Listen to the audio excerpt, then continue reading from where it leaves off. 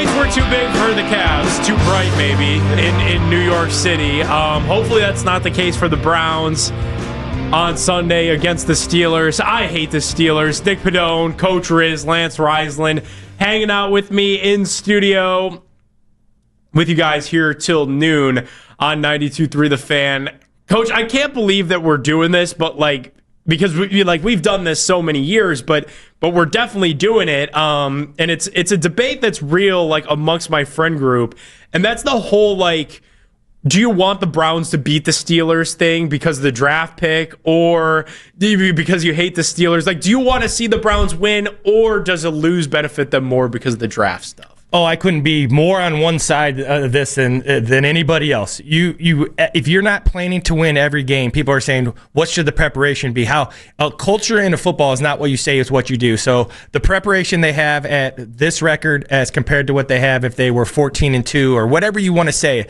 if they were undefeated, the preparation should never change. That's what culture is. You can't control wins and losses. You can only control how you prepare and how you get ready for games. So once again, when people say they should lose because it helps with the so the next people that come in, you're going to tell them, we picked you because we lost on purpose. And if you don't win, then we're going to pick someone else. That's, to me, is completely wrong. Now, I see it, and I see it from the financial thing as I've gotten into this and learned more about roster makeups and things of that nature. But to say that winning's okay, absolutely not. You go out there and I want the Steelers to have something to play for. If you're talking about an evaluation of your quarterback, you want the Steelers to have to play to their top ability, because then you're going to get the true evaluation of your quarterback, etc. So I could not disagree with that more. You play to win every single football game. So it's so funny to hear that from your perspective as a coach, because from my perspective as a fan, and I grew up and I played basketball. I didn't play football really growing up. So but as a fan, why would you even tune in the game if you're hoping that the Browns lose? You're tuning in to watch the Browns. Now, I'll tune into when the Steelers play the Ravens. I'll tune into that just as an enjoyer of the sport. And sure, in those matchups, I watch with the hateful eye. I hope both teams lose those matchups when I watch those games. Or when the Bengals play an NFC opponent. Sure, I'll pick the Rams to beat up on Cincinnati any day of the week. But to watch the Browns and hope they lose for draft pick purposes. I get that it matters, and I get that this is a team right now that has a lot of holes. You need some help on your offensive line. You need some help in your receivers. You need to identify what you're doing with quarterback, whether you're sticking with one of these young kids or whether you're drafting one somewhere else. And if you have the number 2 pick or potentially even the number 1 pick, maybe a lot of these decisions for the football team get a whole lot easier. And I kind of looked at it. It's funny that you say that from the coaching perspective, that we lost these games on purpose, which is what leads us to hiring you, new coach. I look at it through a player perspective where we all are boasting up this rookie draft class, right? Of Quinshon Judkins and Mason Graham and all of Harold Fan and all of these young players that we really like. I don't want these players to get that same old Browns poison ball where they're cool rolling in here. They're cool with the losing, because I've talked to and I've had the privilege to work with a lot of ex-Browns from that post-1999 era where they'll admit season after season, the losing just became so much where it became accepted. It was commonplace. This is what we do. We show up on Sunday and sure, we try really hard. We want to win the game, but when we lose so consistently, it doesn't sting the same way. It doesn't hurt the same way that it did when they came into the National Football League. So I look at this, I'm man, you got a lot of Buckeyes on this roster. Mike Hall Jr., he was winning at Ohio State. Quinshon Judkins won a national championship with the Buckeyes. Mason Graham won a national championship with Michigan. These guys have winning in their DNA and their pedigree. I want these losses to piss them off. I want these losses to motivate them.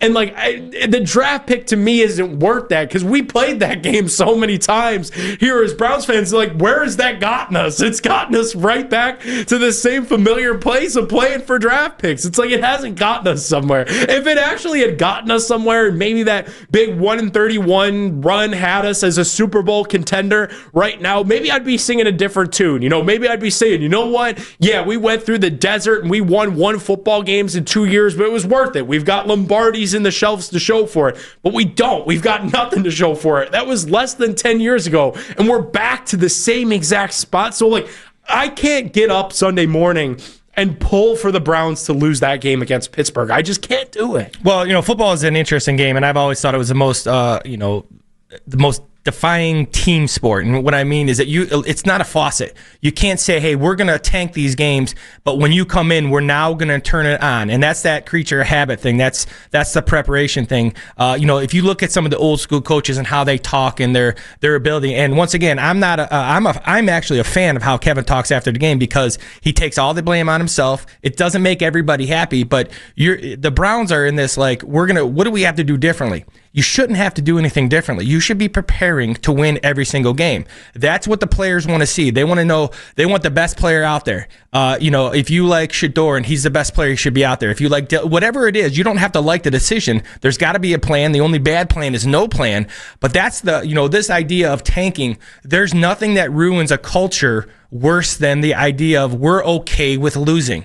Now, and if I look back at my coaching career, the thing that I was most upset with when I look back is I expected to win, and the losses hurt me a lot more than the wins made me feel good. That's where you want to be. You want to be where these losses sting, and you're like, all right, we do this. What else can we do to get over the top? The minute if you don't have expectations, you become apathetic, and then, like you said, losing becomes okay. It can't be okay. It cannot be okay. There's no moral wins. They got to figure it out, and tanking's not the way to do it. No, and we'll get to this in a bit, but because, like, when you look at this game, Saturday's matchup and what happens Saturday between Baltimore and Green Bay could have a big influence on what happens in the Browns game against the Steelers, and we're going to get to that and what that means. But Tomlin could be sitting potentially a bunch of guys, so this becomes an even more winnable game for the Browns. And like, I brought that up in my group chat, and my friends were like, well, if it gets too close, Haslam's going to make the call and they're going to lose the game intentionally for the draft pick. I'm like,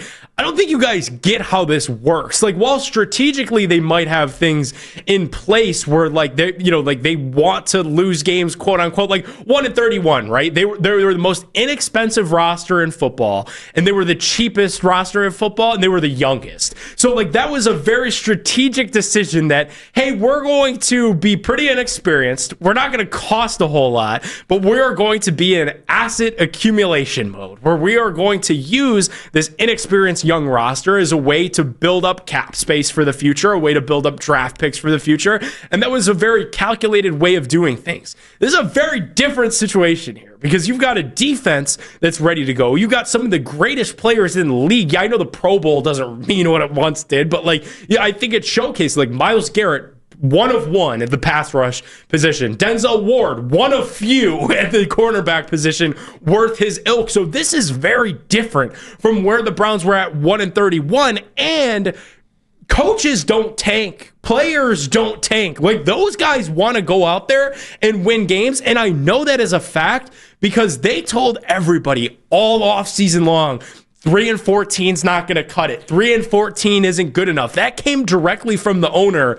You're looking 3-14 dead down the barrel right now. So that would be my motivating message to the team, was we said all offseason 3-14 ain't going to cut it. We got an opportunity to not be 3-14. Let's do that today. Right? Well, and you can only control what you can control. And that's what you go, when you're just saying that idea of that consistency, the ability to do things. It's a very long season. You have to have a structure in place, win or lose, what you're going to do to get ready for the next week. And right now, Browns shouldn't be thinking about anything except what they can do to beat the Steelers on Sunday. And now, blocking out all the outside noise, that's pretty easy for the players and coaches, but they have to make sure that no matter what is said, you can't control your record, what you've done before. You can't control the Cincinnati game. All you can control is what you're going to do against the front, the coverage, the offense, what Aaron Rodgers is going to do. That's what your singular focus is. If you focus on what you can control, you got a chance to win a game. If you worry about what everybody else is saying, if you worry about then you have no chance. And tanking is one of those things. You're absolutely right. Coaches and players, they don't last very long if they're okay with losing. They just don't. And if the owner is making that call for me as a coach, then I can't coach there. I know these guys make lots of money, but if the person I'm in charge of says it's okay to lose, I don't ever want to be, when people are mad at me at my evaluations on Dylan, or people are mad because of the Browns, that shows investment. They're passionate about what they want. It's not okay to lose. It's okay to be mad if you lose, and that's where it should not be comfortable to lose and lose consistently like they've done. Yeah, and that's the pushback that I give to people that want to say that, like, well, the owner's okay with tanking. It's like, well, he said that he wasn't. Like, he said this preseason that 3-14 wasn't going to cut it and that they wanted to be better. And his exact quote was, "We'll know what better looks like." And to me, this has not looked better. Like, to me, with the defense has arguably looked better in spots at times throughout the season, struggled as of late, and we're going to get to the reasons as to why, and Coach is going to help us break down some of those run game deficiencies coming up a bit in the show. But it's like, the results are still 3-14, and to me, that's not good enough. And I think based off what the owner said this preseason, that's not going to be good enough for him either. And that's where changes come. That's where you got to look at the guys that you've got and ask yourself, are these guys cutting it come that first Monday morning once the regular season concludes? Am I right? Yeah, no, and the thing that everybody has to understand about these Kevin Stefanski interviews, what he's done. Is he has accepted all this blame, and I appreciate that I have a head coach, because regardless of the play calls and regardless of the defense and the special teams, he has not once said anything about anything but we got to do better. And that's, as a head coach, I respect that. That's kind of that coaching code where, you know what, you're the head coach, you make the big money, you're accepting it. And that is sometimes, and once again, I've said this a bunch and people really don't like this. Kevin didn't get stupid, but his message is not getting through right now to his coaches and his players. And that's why in the NFL, 6 years is a long tenure in the NFL at this point in time. People don't accept, especially when you have down seasons. So change is coming. You don't know where it's going to be. I don't necessarily think it should be Kevin, but I completely understand if it is.